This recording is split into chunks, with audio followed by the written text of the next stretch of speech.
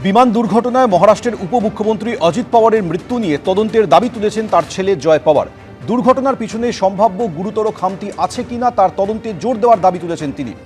বিমানের black box এত সহজে ধ্বংস হয় না, মহারাষ্ট্রের জনগণের গোটা সত্য জানার অধিকার আছে মন্তব্য করেছেন তিনি।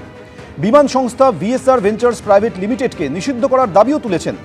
গত 28শে জানুয়ারি বারামতি এয়ারপোর্টের কাছে অজিত পাওয়ারকে নিয়ে ভেঙে পড়ে বিমান। দুর্ঘটনায় অজিত পাওয়ার সহ আরও 4 জনের মৃত্যু হয়।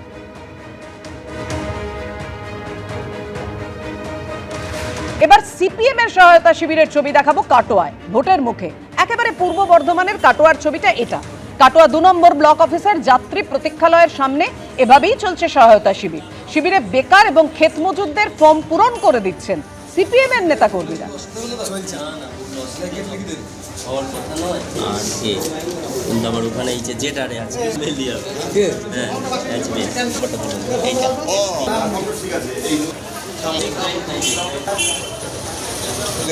বিজেপির কটাক্ষ, রাজ্যের তৃণমূল ও সিপিএম একই হকের টাকা উপভোক্তাদের হয়রানি এড়াতেই তাদের এই স্বেচ্ছাশ্রম দাবি করেছে সিপিএম।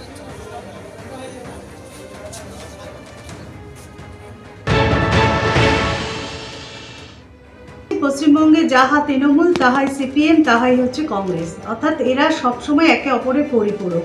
কারা টাকা দিচ্ছে, কারা ফর্ম ফিল আপ করছে, এটা বড় কথা নয়। পশ্চিমবঙ্গের বেকার যুবকরা কখনোই ভাতাতে বিশ্বাসী নয়। বাংলার যুবসাথী প্রকল্পে রেজিস্ট্রেশনের জন্য তৃণমূলের সহায়তা শিবিরে দেখুন দেখা যাচ্ছে বিজেপি যুব মোর্চার সদস্যদের।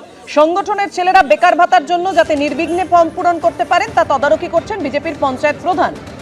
অন্যদিকে আপনাদের সামনে রেখেছি তৃণমূলের যুবসাথী শিবিরে যেমন বিজেপিতে দেখা যাচ্ছে তৃণমূলের বাংলার যুবসাথী প্রকল্পে ফর্ম পূরণের জন্য সহায়তা শিবির সিপিএম এর। ভোটের মুখে এমনই ছবি দেখা যাচ্ছে পূর্ব বর্ধমানের কাটোয়ায়। জলপাইগুড়ি এবং কাটোয়ার ছবি পাশাপাশি রেখেছি আপনাদের সামনে।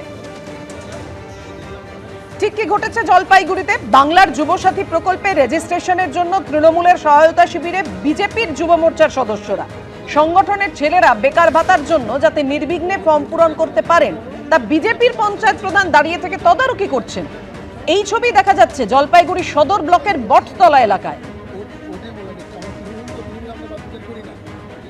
এবং সেখানে বিজেপির পঞ্চায়েত প্রধান তিনি প্রশ্ন তুলেছেন যে কেন তিনি এই তদারকি করছেন। তার জবাব দিতে গিয়ে যে রাজ্যে চাকরি নেই, গঙ্গা জলে গঙ্গা পুজোর মতো এই বেকার ভাতা সবাই কেন তা নেবে না।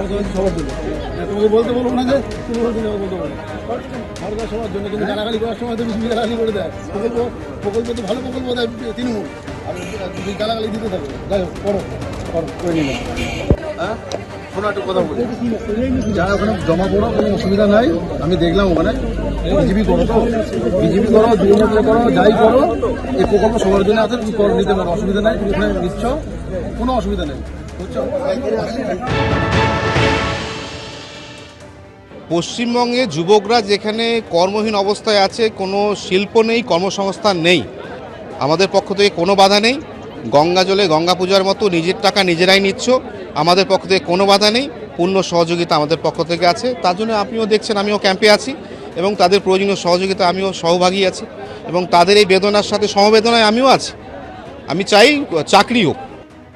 অর্থাৎ বিজেপির পঞ্চায়েত প্রধান তিনি বলছেন চাকরি হোক, সেই দাবি তুললেও তিনি বলছেন যেহেতু রাজ্যে চাকরি নেই, গঙ্গা জলে গঙ্গা পুজোর মতোই বেকার ভাতা সবাই কেন পাবেন না, কেন সবাই বঞ্চিত হবেন।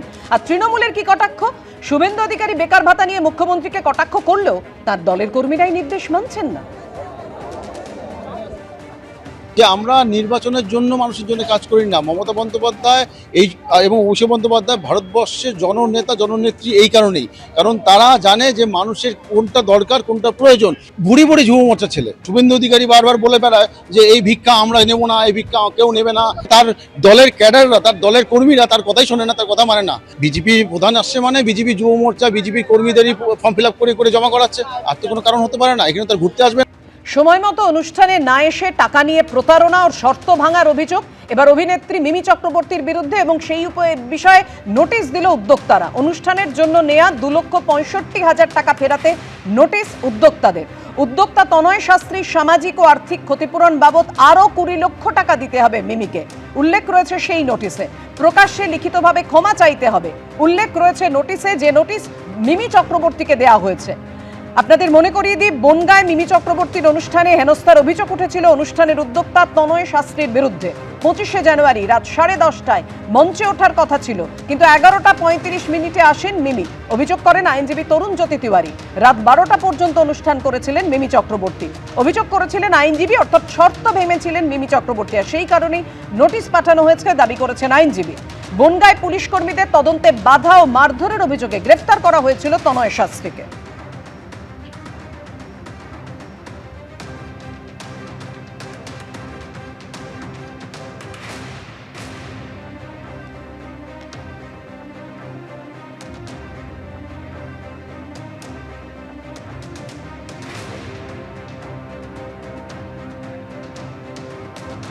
এবিপি আনন্দ, এগিয়ে থাকে, এগিয়ে রাখে।